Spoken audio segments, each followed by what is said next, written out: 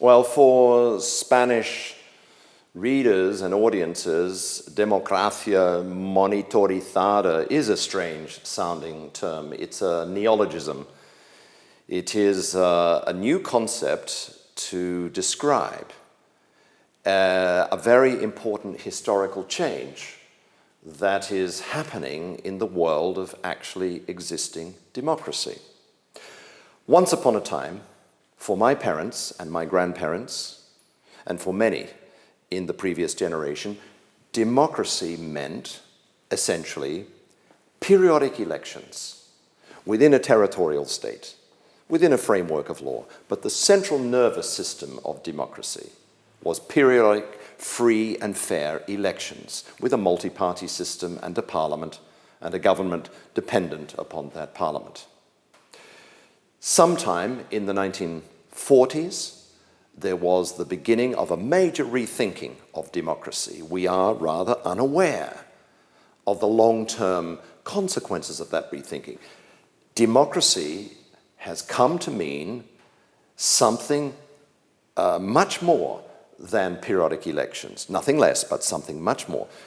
The something much more is that democracy means that wherever power is exercised, in the family, in communities, in the factory, in the workplace, in the government bureaucracy, in cross-border settings, democracy means that wherever power is exercised, it needs to be monitored. It needs to be subject to public scrutiny. It needs to be subject to public restraint.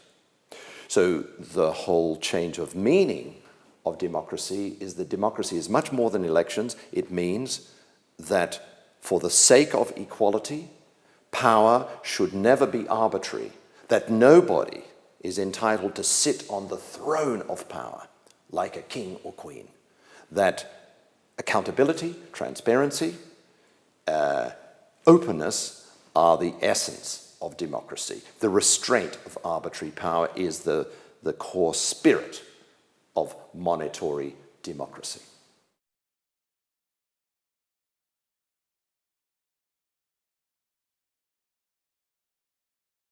Okay, since 1940s, every great movement that changed the public agenda of politics came out of monitory democratic mechanisms.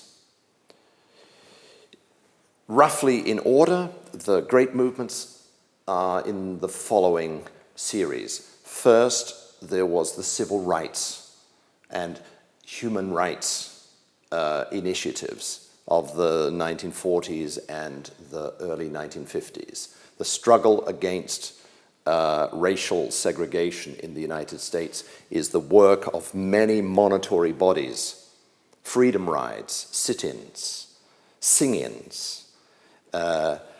Then came the anti-nuclear movement at the end of the 1950s. Then came the student movement of the 1960s, the rebirth of the women's movement in the 1960s. Then came the greening of politics. Then came the politics of disability. Now, on the agenda, in every actually existing democracy, is the problem of inequality, of concentration of wealth.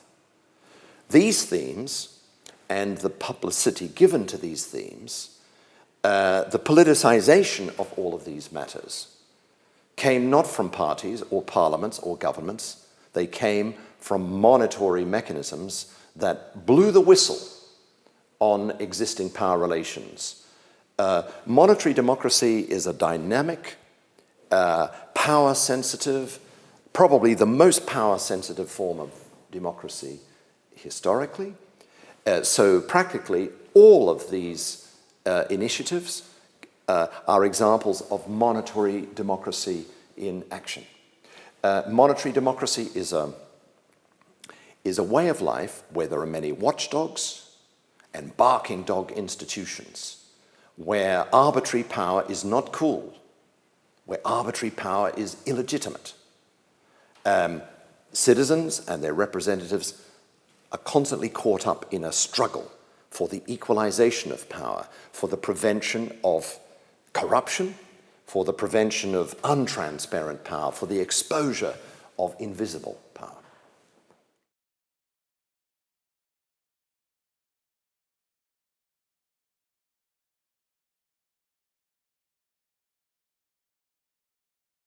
Actually, I'm doing three things. First of all, this neologism, this new phrase, monitory democracy, is a description. It's a description of trends. There are many counter-trends. It's also, as with every concept, it can be used in the human sciences, it can be used strategically. So monitory democracy alerts us in actually existing democracies to the need for monitory mechanisms, for a dense ecology of monitory mechanisms that restrain and humble power.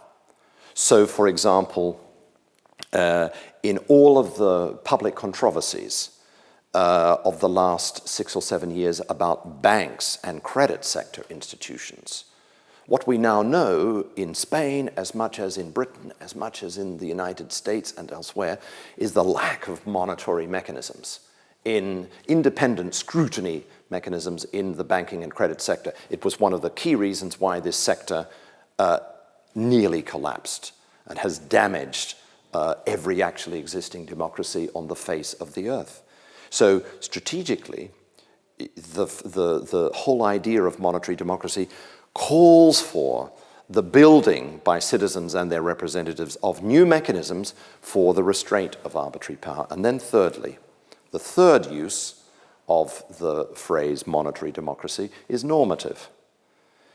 The normative ideal is that a democracy is a way of life, it's a political form where there are many monitory mechanisms embedded in the daily life and institutions of that democracy, where the norm is that nobody is entitled to rule arbitrarily others.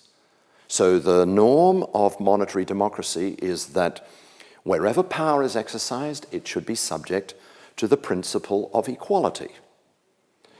The principle of equality is basic to the whole idea of democracy. It always has. But in contrast to the Greek period of democracy, where the assembly is the basic form, or in contrast to the age of representative democracy, where the election is the central form, the age of monitory democracy, it's not finished, it could be destroyed. The age of monitory democracy is an age where democracy means much more than elections. It means the permanent public scrutiny and restraint of power wherever it is exercised. So the phrase monitory democracy, democracia monitorizada, is both descriptive and strategic and normative.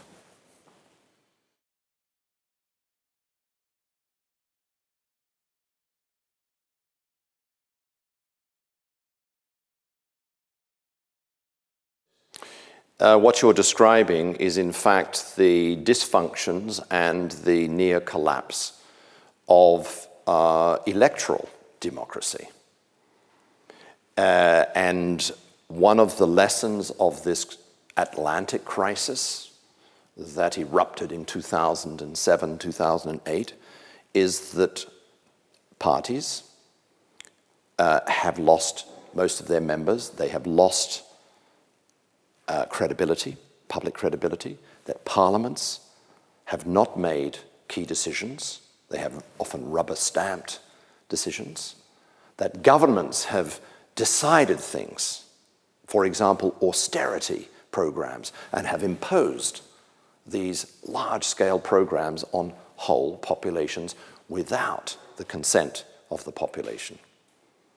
So the crisis, the root of the crisis of democracy lies within these old-fashioned, inherited, parliamentary, democratic, electoral forms of democracy. The problem is not the flourishing of democracy. Paradoxically, this crisis shows that monetary democracy is flourishing. There is exposure, there are scandals, there are revelations, there is a politics of accountability which is growing, and it will not go away. And it is helped by new media, by the unfinished communications revolution. But the question of whether governments can be restrained, whether governments can be changed, as in Greece or in Spain, and whether there can be a whole different trajectory of policy and of official policies, that is one of the great questions of the moment. But it should not be blamed on these monitory democratic mechanisms, which in this crisis have revealed many things. And I could say that a symbol of this is, for example, WikiLeaks. WikiLeaks is one of these monitory democratic innovations that has revealed secrets about how the American government behaves, and it has helped the Edward Snowden effect. It has revealed how surveillance and the collection of data and manipulation and the invasion of privacy are now normal in actually existing democracies. And this phenomenon, this WikiLeaks Edward Snowden phenomenon, is flourishing in this crisis. And it reveals to many millions of citizens globally that democracy could be destroyed by these mechanisms. This is typical of how monetary democracy works in action at its best.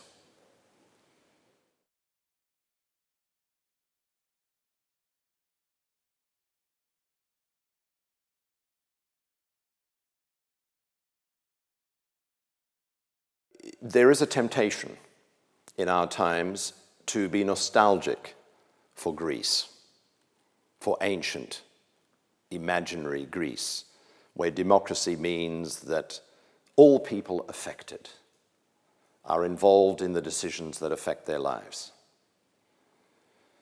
This is not workable on a large scale. There are also reasons why it's not entirely desirable. The age of monetary democracy is an age where more than 100 types of power scrutinizing, power restraining mechanisms have been invented. Citizens' juries, citizens' assemblies, participatory budgeting, truth and reconciliation commissions, national policy conferences, food sovereignty movements, urban forums. I've mentioned anti-surveillance mechanisms. I mean, there are more than 100 types of monitory mechanisms that have been born since the 1940s. And each of these is a form of representation of citizens' interests and concerns, and each of them, in different and diverse ways, involves citizen participation. Think of participatory budgeting. It is a Brazilian invention born of the resistance to dictatorship. The idea is that in addition to voting periodically in elections, citizens and/or their representatives should be directly involved, say at the urban level, for deciding how the budget of that city or some part of the budget will be allocated. So monetary democracy is not some oligarchic or elitist project. It is, in fact, a way of multiplying the spaces where citizens and their representatives can decide things, in addition to what happens in and through elections and parliaments and so on. I think this raises the question of what is the relationship between elections and other monetary mechanisms. In my view, the historical record suggests that we are witnessing the decline of elections and parties and parliaments as the nervous center, the the center of the nervous system of democracy. And what instead we are seeing is the multiplication of types of representation and ways of getting things done. This is most clear in the cross-border settings. One of the remarkable things about the age of monitory democracy, as I'm describing it, is the spread of the spirit of democracy, the language of democracy, and monitory mechanisms across borders. And I don't only mean the birth of new institutions like the European Parliament. It's the first ever cross-border parliament.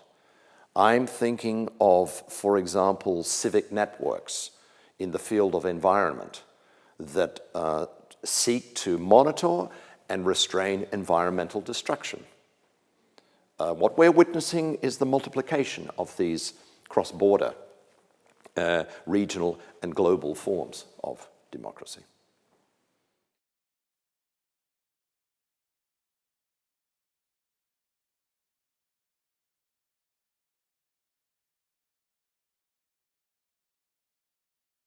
I think one of the basic innovations in my lifetime that are part of this trend towards monitory democracy is the invention of urban networked politics, where a new form of politics from below develops within city spaces. This politics is often networked with other cities, but it is the kind of politics that has erupted in New York, in Hong Kong, in practically every city in actually existing democracies. And what happens? Citizens living in the city feel that there are injustices. They're upset about the poor quality of services. They're upset about no jobs. They're upset about the declining, the growing gap between rich and poor. And they feel that the political parties and the local assembly doesn't represent them. And they're annoyed, they're angry. And they use digital, new, social media. They take advantage of this communications revolution that is going on to form a different type of politics. And this different type of politics is certainly part of this monitory democracy trend. And it has given birth to new institutional innovations. Discussing an assembly, discussing a constitution and rewriting a constitution, setting up participatory budgeting at the city level, innovating with public forums which function as watchdogs of the city, finding new ways of making much more accountable and responsible that local government to the citizens who live within it, is part of this trend. And in some cases, for example, in Athens, in the last 5 years, where life is desperate for several million people, this urban network politics has had to deal with the collapse of a market economy and has had to find and invent ways of distributing goods and services to the citizens of that city. And it's not just soup kitchens. It is new forms of exchange without money and so on that are really part of a much bigger trend, I think, which I am calling monitory democracy.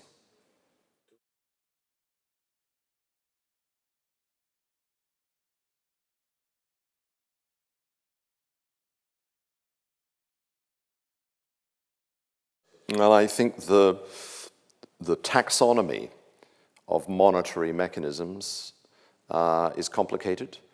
How to name different types of monitory institutions is a great challenge for intellectuals and activists. But it's clear that there are several types of monitory institutions that can be categorized according to their place of birth. So, for example, some monetary mechanisms in my lifetime have been born of state institutions. An example, the Freedom of Information Act, the first ever Freedom of Information Act, 1965, is born in the United States. It has a complicated history. It was born of the Cold War. It was born of the belief that the United States government should not be like the Soviet Union, and that it should have openness, and that state officials should be responsible for revealing things, and that citizens have a right to know these things. This is before Watergate. Some monetary mechanisms are born of civil society. The consciousness-raising group of the whole idea of a consciousness-raising group of early feminism in the 1960s is an example. Or, for example, the birth of bioregional assemblies, initiatives of citizens who know that the biomes in which they live are being destroyed by toxic chemicals or by suburbanization, and they form a group, a network, and they monitor what is going on, and they shout against corporations and against governments. And then there are some monetary mechanisms that are born in the in-between. They are born in that zone between governmental institutions and civil society institutions. There are many examples of this. For example, participatory budgeting I've mentioned. Brazil is full of examples of this. Justice boats.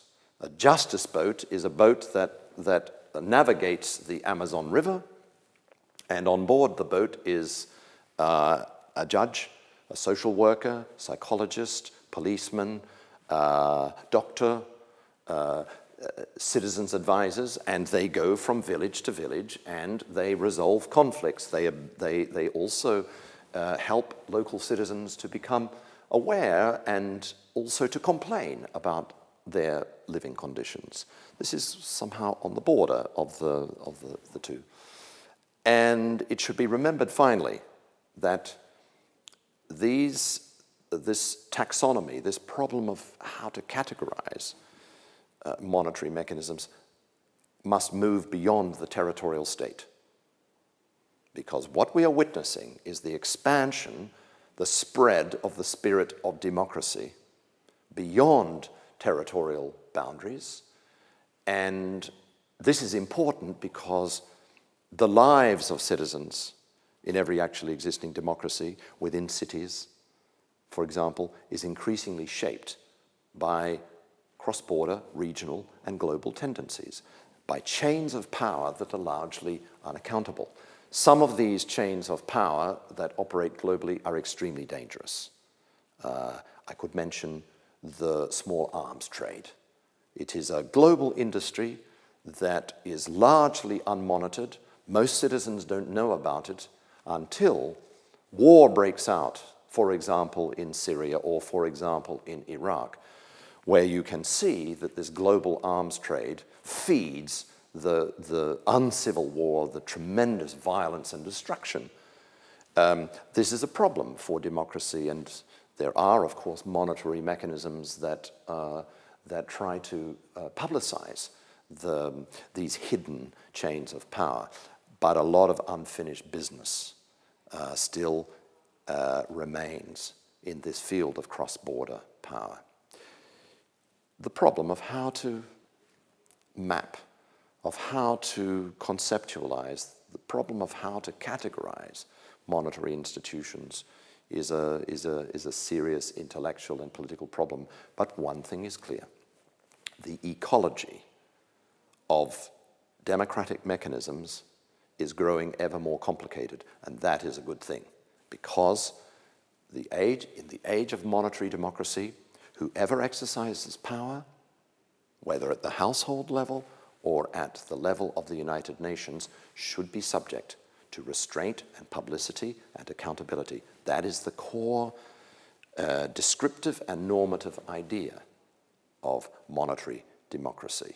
Nobody is entitled to behave like a god or a goddess on earth, because the whole ideal of monetary democracy is that nobody is good enough to behave like a god or goddess on the face of the earth, and that is why we have democratic mechanisms. There is another justification of monetary democracy, and it is a new justification of democracy when you think about the history of democracy. Monetary democracy introduces the idea that when power is exercised for certain ends, let's say a new railway system is to be built or a new airport. Monetary democracy, the whole idea of monetary democracy is that the goal itself should be scrutinized. Do we really need this airport? Do we really need this new transport system? Do we really need nuclear reactors to replace carbon-based energy systems? And the whole idea of monetary democracy, and this is new, a new justification for democracy, introduces the idea that effectiveness and efficiency in the design and building and operation of these systems of power is maximized if you have scrutiny mechanisms built into them. We know about white elephant projects. We know that whole airports were built for many billions of euros. We know that it was questionable whether these airports were needed.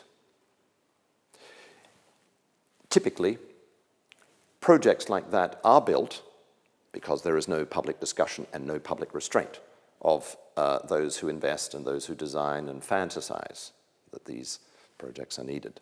So the improvement in terms of efficiency and effectiveness of government, of getting things done, that is one of the advantages of monetary democracy. And it is, as I say, historically speaking, a brand new argument for democracy. Democracy is not a recipe for inefficiency or ineffectiveness.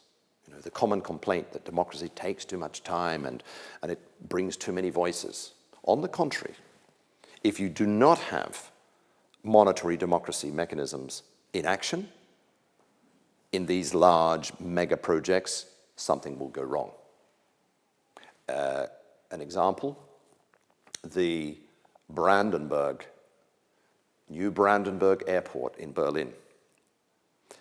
The budget, because there were no monetary mechanisms built into the whole project, the budget is at least 6 times larger than what was promised. The airport is now, more or less, it will be 5 years delayed. It will not open until 2016. Why did this happen? Because there was no independent scrutiny of the design and the building of this airport. Things went badly wrong because of the lack of democracy. This is a brand new argument for why the spirit and the substance of monetary democracy needs to be spread into all kinds of institutions.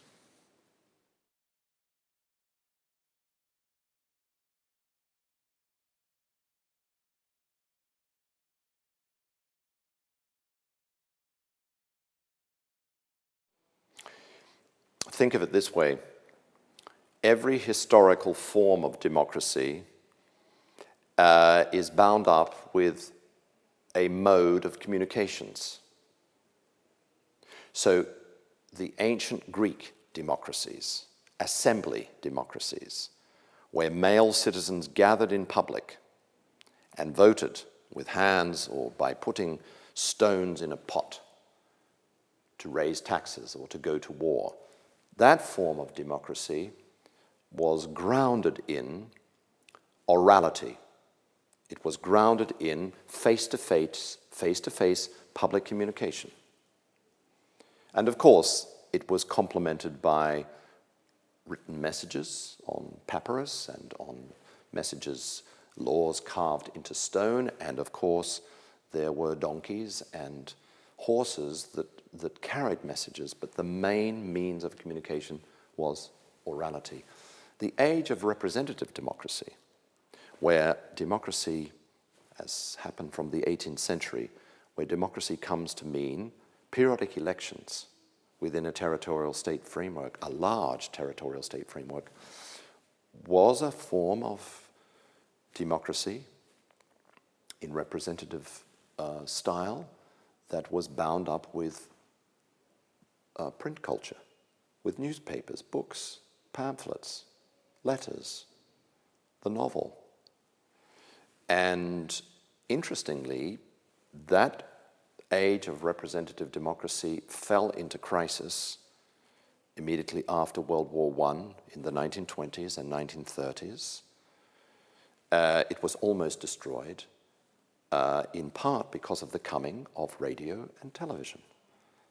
So, for example, Mussolini and Hitler and Stalin used the new broadcasting electronic media to kill off democracy in its representative form.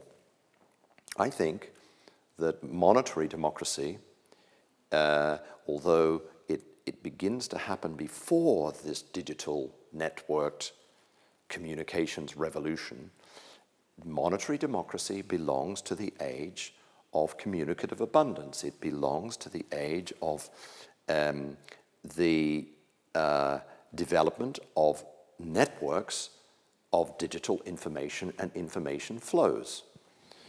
And in this sense, many monitory institutions take advantage of the revolution.